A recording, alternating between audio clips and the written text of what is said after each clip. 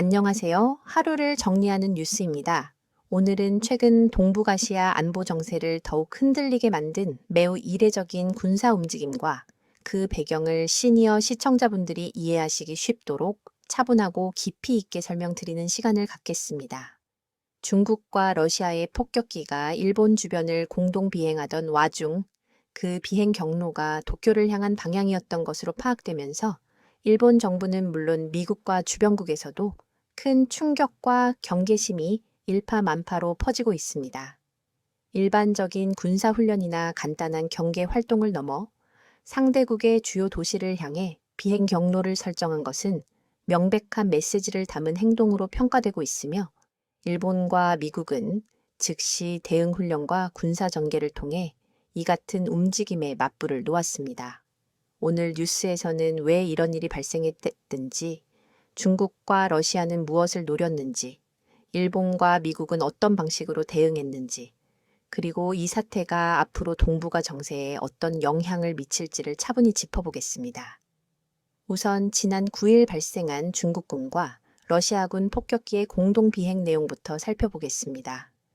일본 요미우리 신문과 복수의 일본 정부 관계자들에 따르면 중국의 ACK 폭격기 2대, 그리고 러시아의 Tu-95 폭격기 2대는 호위 전투기와 함께 오키나와 본섬과 미야코섬 사이의 공역을 통과했습니다.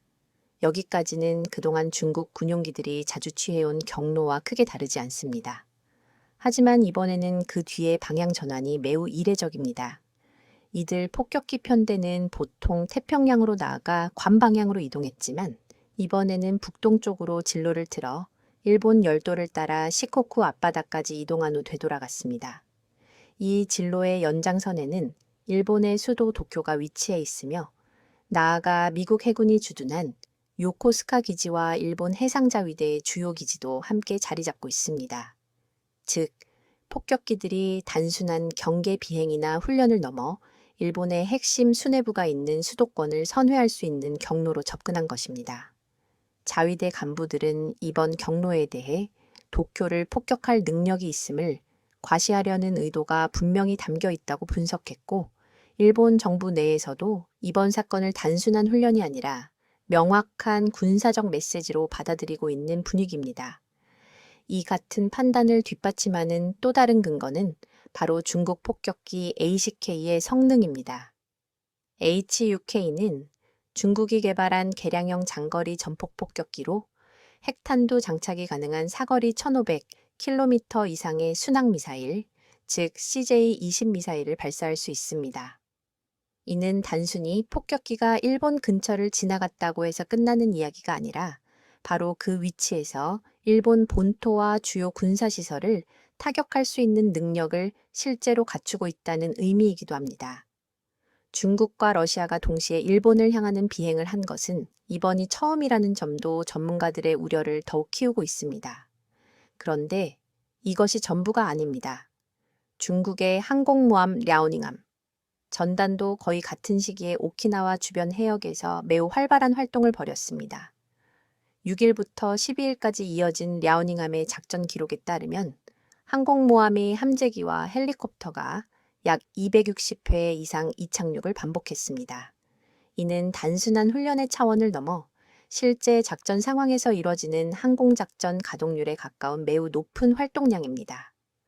랴오닝함 전단은 오키나와와 미야코섬 사이 해역을 통과한 뒤 일본 남쪽 섬들 주변을 S자 형태로 항행하면서 일본의 감시망을 시험하는 듯한 움직임을 보였습니다. 항공모함 전단이 이러한 경로로 행 패턴을 보이는 것은 정보 수집, 대응 능력 점검, 주변국의 반응 확인을 동시에 겨냥한 전형적인 군사적 시위 행위입니다. 일본 자위대는 즉각 경계태세에 돌입했습니다. 자위대의 호위함과 초계기, 전투기를 발진시키며 랴오닝함 전단과 폭격기 편대의 움직임을 면밀하게 감시했습니다. 일본 정부는 최근 중국 군용기가 자위대 전투기를 레이더로 조준한 사건이 있었던 점을 강조하며 이번 폭격기 비행과 항공모함 움직임이 그와 같은 맥락의 위협 행동일 가능성을 배제할 수 없다는 입장을 내놓았습니다. 이러한 긴장 속에서 일본과 미국은 단순히 감시만 한 것이 아니라 명백한 맞불 대응을 실시했습니다. 10일, 미국의 전략폭격기 B-522대와 일본 항공자위대 F-34, F-15 전투기, 각각 3대가 동해 상공에서 전술 훈련을 공동 실시했습니다. B-522는 미국의 대표적인 전략 폭격기로서 핵무기 탑재가 가능하고 장거리 작전 능력을 갖춘 상징적인 전력입니다. 이런 폭격기가 일본 전투기들과 함께 동아시아 공역에서 작전을 수행한 것은 중국과 러시아에 대한 명확한 대응 메시지로 보입니다. 더 나아가 미국 항공모함 조지 워싱턴호와 이지스 구축함, 그리고 일본 해상자위대 호위함이 8일부터 11일까지 연합작전 형태로 항행하며 정보를 공유하고 작전 역량을 확인했습니다. 이는 중국, 러시아의 움직임이 단순한 과시를 넘어 실제 위협이 될 경우 미일이 공동 대응 의지를 갖고 있다는 점을 분명히 보여주는 행동입니다.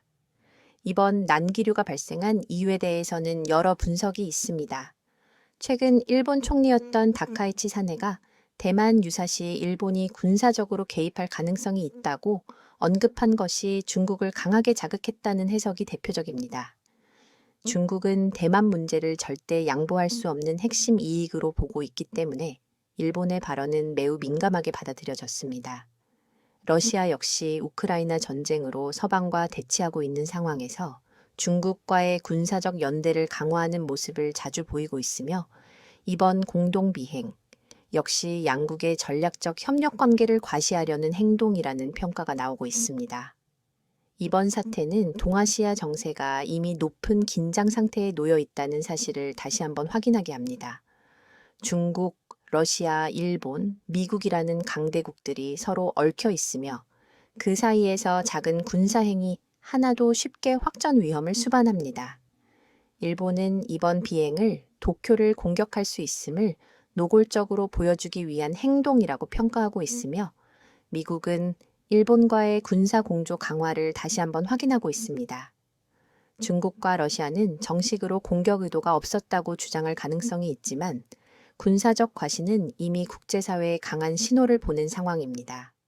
결국 이번 사건은 단순한 군사훈련이 아니라 동아시아 지역의 힘의 균형을 둘러싼 매우 민감하고 중요한 신호전으로 해석해야 합니다. 앞으로도 중국과 러시아는 공동 비행을 이어갈 가능성이 있으며 일본과 미국 역시 정찰 및 연합 전력을 강화할 것입니다. 이러한 흐름 속에서 오해나 우발적인 충돌이 발생할 위험도 높아지고 있습니다. 따라서 각국은 강경 시위와 대응을 반복하는 데서 벗어나 명확한 소통과 위기관리 체제를 강화할 필요가 있습니다. 오늘 전해드린 사건은 단순한 뉴스가 아니라 동북아 전체의 안정과 미래를 좌우할 수 있는 중요한 군사적 흐름을 보여주는 사례입니다. 앞으로 이 지역에서 벌어질 군사 행동과 외교적 움직임은 더욱 빠르게 변화할 가능성이 크며 시니어 여러분께서도 세계 정세를 이해하는 데 큰 도움이 되길 바랍니다. 이상 하루를 정리하는 뉴스였습니다.